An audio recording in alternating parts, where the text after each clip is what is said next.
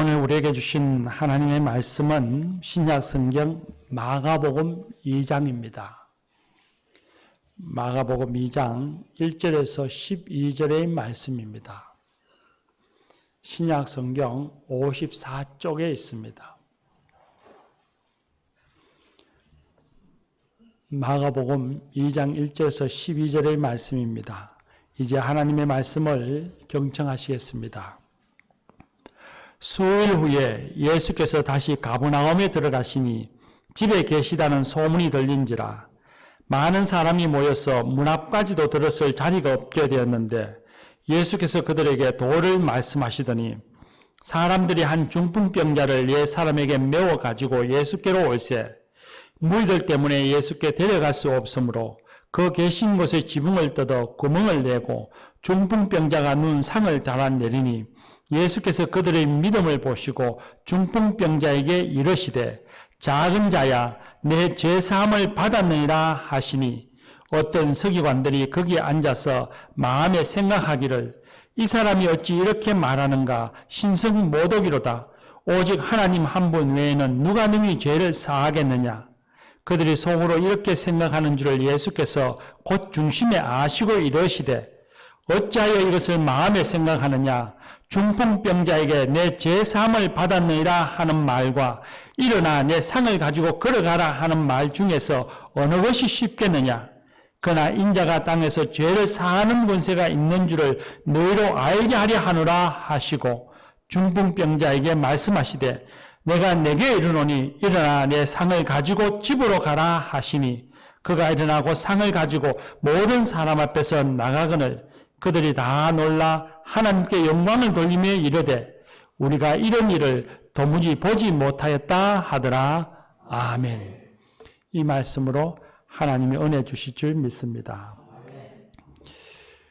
예수님께서 온 갈릴리를 두루 다니시며 사람들을 만나 하나님 나라를 가르치시고 복음을 전파하시고 병든 자를 치유해 주셨습니다.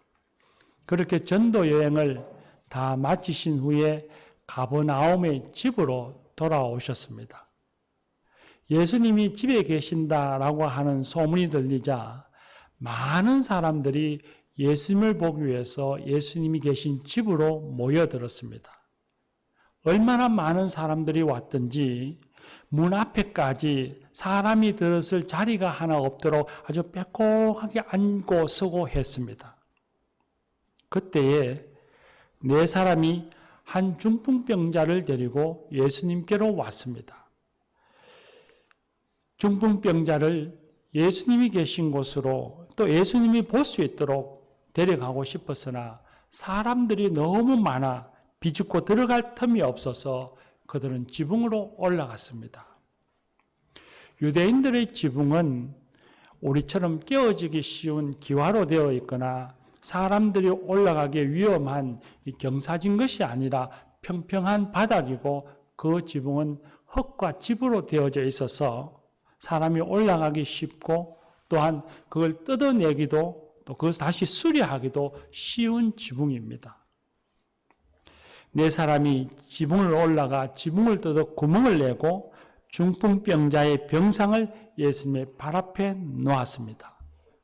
한참 말씀을 전하시는 예수님이나 그 말씀에 귀를 기울이고 있던 사람들은 아마 깜짝 놀랐을 것입니다. 우리도 한번 생각해 보십시오. 지금 예배 드리고 있는데 설교 중에 저 천장에 뚫려서 누가 얼굴을 쑥 내민다고 하면 아마 우린 다 놀라서 말문이 막힐 겁니다. 예수님께서는 자신 앞에 내려온 중풍병자를 보시고 놀란 가슴을 진정시키시고 그 중풍병자를 보시고 말씀하십니다. 작은 자야, 내 죄사함을 받았느니라 하셨습니다. 일어나 제 발로 걸어 다니지도 못하고 사지가 마비되어서 병상에 누운 채로 동무들의 도움으로 예수님 앞에 놓여 있는 그 중풍병자에게 예수님께서 평소 같으면 일어나라, 너가 치유되었느니라 그렇게 말씀하시는 것이 당연할 것 같은데 이 중풍병자에게 뜻밖의 말씀을 하십니다. 너희 죄가 용서받았다 말씀하십니다. 이때의 죄라고 하는 것은 흔히 우리가 생활 속에서 범하게 되어지는 거짓말, 폭력, 음행과 같은 죄만을 이야기하는 것이 아닙니다. 성경에서의 죄라고 하는 것은 하나님과 상관없이 자기 마음대로, 자기 욕구대로 살아가고자 하는 마음, 그 본성이 가장 큰 죄요, 근본적인 죄라고 말씀하십니다. 내 인생이니 내 마음대로 살겠어. 그렇게 말하고 살아가는 그 욕망들, 그 본성을 죄성이라고 말합니다. 그런 죄성을 가리키는 것이고, 그 죄성은 사람들이 살아갈 때에 슬픔과 불안과 절망과 죽음을 가져오게 한다고 성경은 말씀하십니다. 교우 여러분, 자신의 치료가 됨을 기대하고 예수님께 왔던 중풍병자에게 예수님이 내 죄가 사하여졌다, 죄 용서를 받았다 말씀하셨습니다. 치유될 것을 기대하고 왔던 이 중풍병자가 병상에 누운 채로 예수님의 얼굴을 보면서 그 말씀을 듣고 뭐라 대답했을까요? 만약에 우리가 이 중풍병자라면 치유되어지기를 바라고 왔는데 내 죄가 용서받았다 그렇게 말씀하시는 예수님을 병상에 누워 예수님 얼굴을 바라보면서 우리라면 뭐라고 말했을 것 같습니까? 감사합니다, 주님. 이제는 죽어도 여한이 없겠습니다. 그랬을까요? 아마도 예수님, 제게 지금 필요한 것은 그게 아닙니다. 죄 용서받는 것도 중요하지만 지금 당장은 중풍병에서 낫는 것입니다. 이것을 고쳐주세요. 이것이 제게 급선무입니다. 아마 그렇게 말했을 것입니다. 몸이 마비되어 걷지도 못하는 사람이라면 당연히 온몸의 신경세포 하나하나가 다시 되살아나서 다시 걸어나가는 것이 소망이죠. 당연한 일일 것입니다. 그래서 그는 아마 예수님 앞에 오기 전에 그런 생각을 했을 것입니다. 걷기만 하면 살맛이 날 텐데, 걸을 수만 있다면 더 이상 불행하지도 않고 불평하지도 않을 텐데, 걸을 수만 있다면 소원이 없겠는데, 아마 그렇게 생각하고 예수님께 왔을 것입니다. 우리는 어떨까요? 사람은 살아가면서 육체의 질병만 가지는 것이 아닙니다. 여러 가지 근심과 많은 문제들과 맞닥뜨리고 그걸 품어 안고 살아가는 존재들입니다. 물질의 문제, 자녀의 문제, 사람들 관계의 문제, 심지어 가족들 간의 문제로 인해서 우리는 고통받고 신음합니다. 이런저런 문제들과 만날 때마다 우리는 그렇게 생각하고 말합니다. 이것만 해결되어지면 살만 날 텐데, 이것만 해결되어지면 내가 짜증내거나 욕하는 일이 없을 텐데, 우리 가정이 화목할 텐데, 내가 좋은 사람이 될 수 있을 텐데, 이것만 해결되어지면 내가 행복할 텐데 라고 말합니다. 과연 그럴까요? 예수님께서 치유받기 위해서, 몸을 낫기 위해서 온 중풍병자에게 너가 죄사함을 받았느니라 하시는 그 말씀에 비춰 봤을 땐 이것만 해결되면 행복할 텐데 하는 우리들에게 말씀하시기를 그건 내 착각이야. 그렇게 말씀하시는 것 같습니다. 예수님이 중풍병자에게 아마 속으로 이렇게 말씀하셨을 겁니다. 내 고통을 처음부터 지켜봐서 안다. 걱정하지 마라. 내가 고쳐주마. 하지만 인생의 가장 큰 문제는 육체의 고통이 아니라는 것을 알아야 한다. 근본적인 문제는 바로 내 안에 있는 죄다. 그렇게 지적하셨을 것입니다. 오늘 우리들에게도 예수님이 말씀하십니다. 내가 몸만 고쳐주면 평생 행복할 것 같지. 하지만 두어 달만 지나보면 그 행복은 오래가지 않을 거야. 불만족의 원인은 더 깊은 곳에 있다. 불만족의 원인은 바로 너의 죄다. 너의 죄의 문제가 해결되어져야 한다. 주님이 그렇게 말씀하고 계십니다.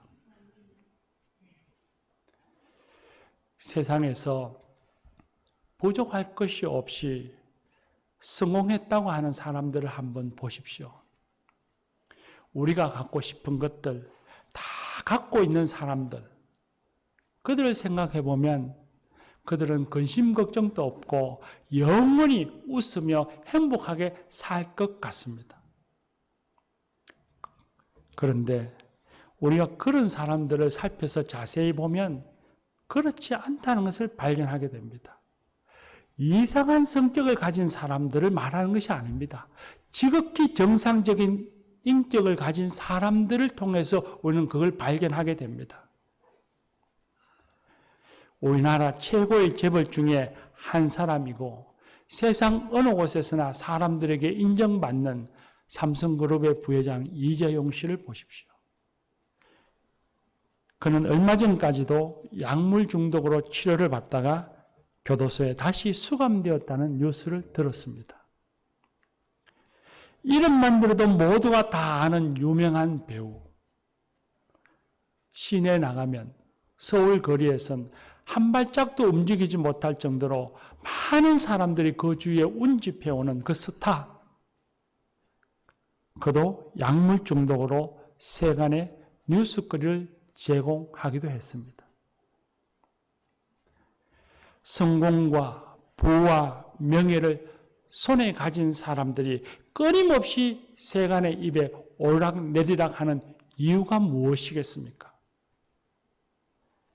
그토록 바라고 소원했던 성공과 부를 손에 쥐었지만 행복한 것이 아니라 오히려 짜증과 불안감과 우울증이 찾아왔기 때문 아니겠습니까? 교우 여러분, 사람들은 모두가 다 그렇게 생각하며 삽니다. 자신의 소원이 성취되어지면 나는 행복할 거야. 나는 괜찮은 사람이 될 거야. 라고 생각하면서 살아가고 있습니다. 그 소원이 자신의 불행과 시련을 구원해 줄 것이라고 생각합니다. 자신의 소원이 자기 인생의 구세주라고 믿고 살고 있습니다. 그러나 그 소원을 이루는 그 순간 오히려 마음은 더더욱 공허하고 불만족스러워진다는 것입니다. 그러니 우리의 소원은 결단코 우리 인생의 구세주가 될 수 없습니다. 예수님은 자신을 찾아온 중풍병자의 병을 치료하실 수 있는 능력이 있으셨습니다. 나중에 후반부에 보시면 일어나서 내 병상을 들고 걸어가라. 그렇게 말씀하셨죠. 마찬가지로 예수님은 지금 우리가 원하는 성공과 명성과 부를 주실 수 있는 능력이 있으신 분입니다. 우리가 구하는 것을 지금 즉각 주실 수 있는 능력과 권세를 가지신 분입니다. 그럼에도 불구하고 너희 인생의 문제는 죄라고 말씀하시는 것은 그 성공과 부가 우리 인생의 모든 문제의 해답이 아니라는 것을 아시기 때문입니다. 그건 피상적인 해법이라는 것을 알고 계시기 때문입니다. 우리 인생의 가장 큰 문제는 죄의 문제이고 그 죄의 문제가 해결되어야 한다는 것을 예수님이 아시기 때문입니다. 어떤 분은 교회 와서 신앙생활하는 이유가 혼자 살기에는 버거운 세상이니까 신앙 하나 정도를 갖고 있으면 마음도 편하고 또 의지할 것도 생기고 좋아서 교회 다닙니다. 신앙생활 합니다. 그렇게 말하는 분도 있습니다.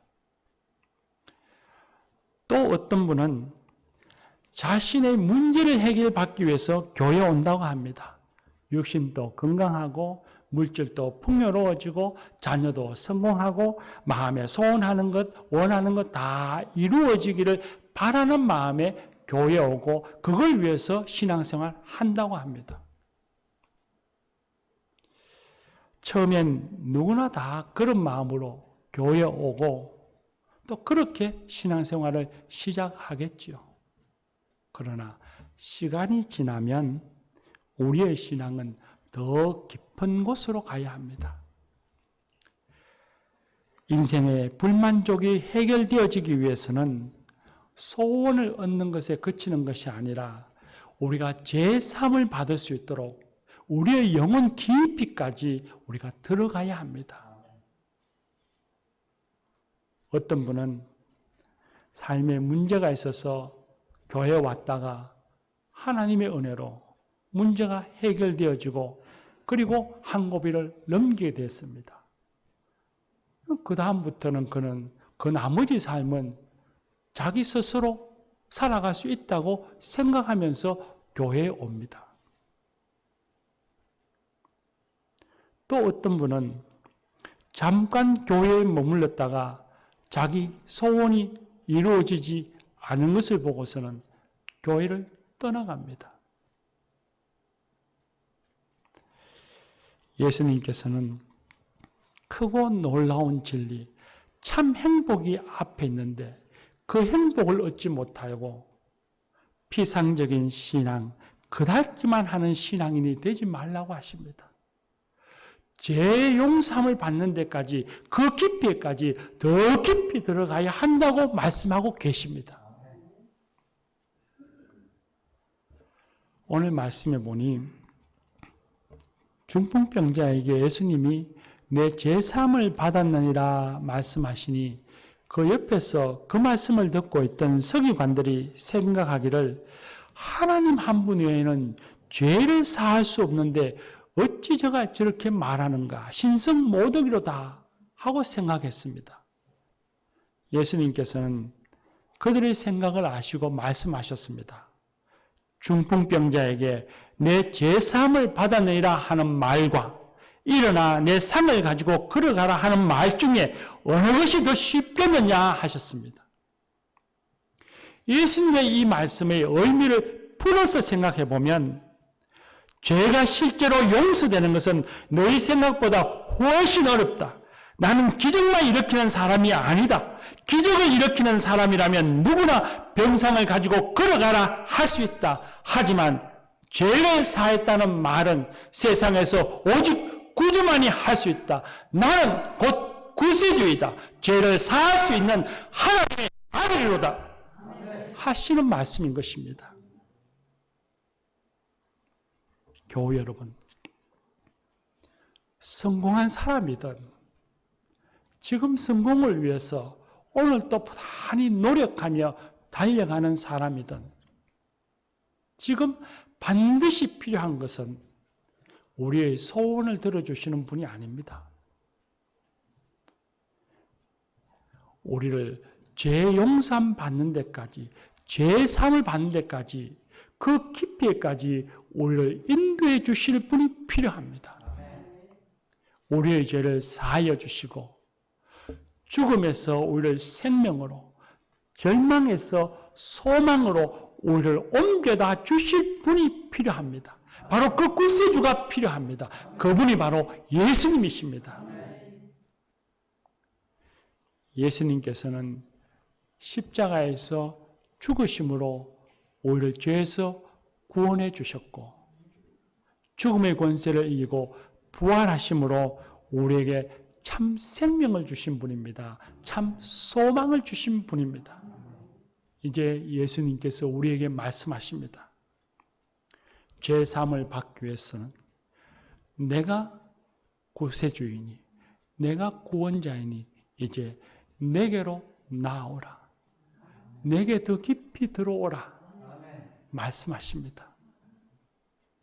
나를 구경하는 사람이 아니라, 나를 한 발자국 떨어져서 구경하는 사람이 아니라 내게로 한 걸음 더 깊이 들어오라고 우리에게 말씀하십니다.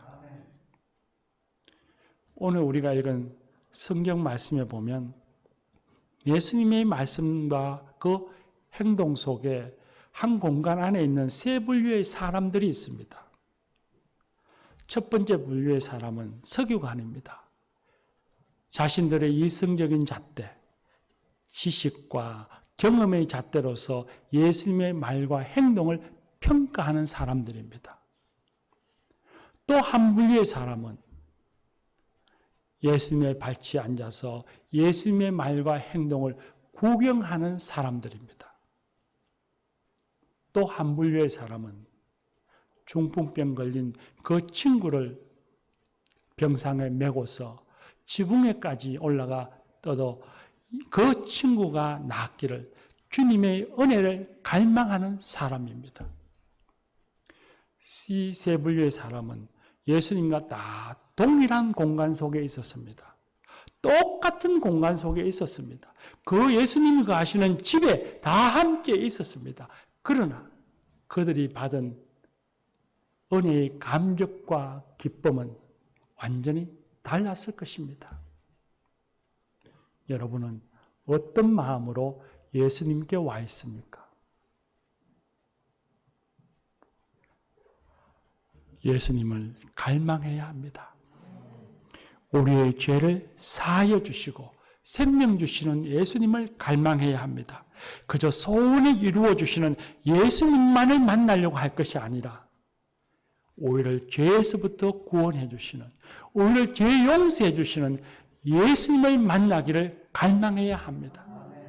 예수님께 한 걸음 더 깊이 나아가야 합니다. 그때에 죄사함의 놀라운 은혜를 깨닫게 되어지고 확신하게 되어지고 주체할 수 없는 감격과 기쁨을 누리게 될 것입니다. 그뿐만 아니라 죄사하시는 예수님을 만나면 불만족스러운 내 인생이 달라집니다.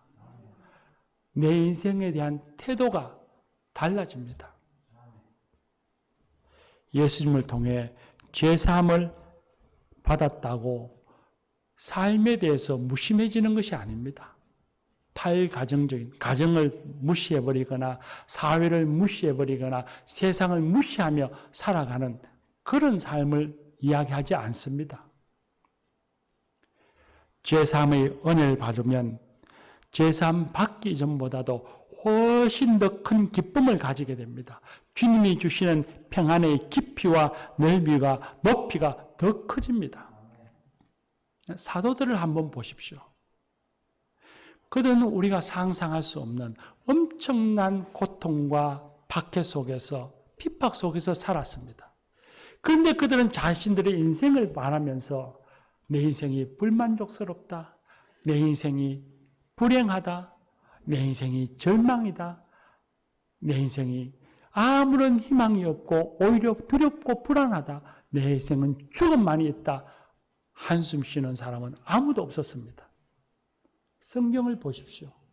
사도들 가운데에 그 고통과 그 어려움 속에서 그런 말을 하는 사람이 있었습니까? 없었습니다. 그들은 어려운 상황 속에서도 흔들림 없이 두려움 없이 항상 평안 가운데에 기뻐하며 살았습니다. 죄사함의 은혜를 받고 나면 자기 소원에 대한 깊이와 넓이가 이전보다는 달라지고 새로워집니다. 그리고 그 소원이 이루어졌을 때 누리는 감격과 감사는 이전보다는 훨씬 더 크고 다릅니다. 사도들을 한번 보십시오. 사도들은 그들 역시도 바라는 바에 소원이 있었지만 그 소원이 넓이가 자기 안에 머물러 있지 않습니다. 하나님 나라를 생각하고 교회를 생각하고 이웃을 생각하고 세상을 생각하는 우리가 생각하는 것 이상의 소원의 깊이와 넓이를 가진 사람들이었습니다. 그리고 작은 일이 성취되어질 때에 우리가 보기에는 뭐 이런 것이라고 하는 그 작은 일이 성취되어질 때 그 감격이 겨워 항상 감사였고 말에나 일에나 하나님께 감사하며 살았습니다. 그야말로 말 그대로 거듭난 삶을 살았던 것입니다. 사랑하는 교우 여러분, 예수님께로 한 걸음 더 깊이 들어가십시다. 한 걸음 더 나아가면 죄사함의 은혜를 받고 그 은혜의 감격과 기쁨 속에 살아가게 될 것입니다. 기도합시다.